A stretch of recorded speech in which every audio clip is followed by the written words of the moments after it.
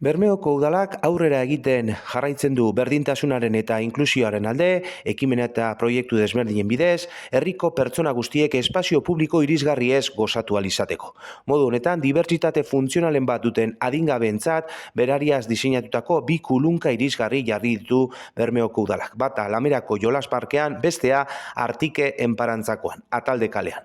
Datozen asteetan, 3. kulunka ere jarriko da. Udalak espazio publiko guztietan inklusioaren eta irisgarritasunaren alde duen konpromisoa berretziz. Kulunka hauek jartzea azpiegiturak hobetzea, herritarrak sentsibilizatzea eta jarduera inklusiboak sustatzea barne hartzen duen plan zabalago baten zatia da. Herritar guztien laguntza eskatzen du Bermeoko udalak kulunka horien erabilera arduratsua egiteko, euren egoera ona zainduz eta gehien behar dutenentzat eskuragarri egotea ziurtatuz. Errespetua eta elkartasuna funtsezkoak dira Bermeoko udalaren hitzetan komunitate benetan inklusiboa eraikitzeko.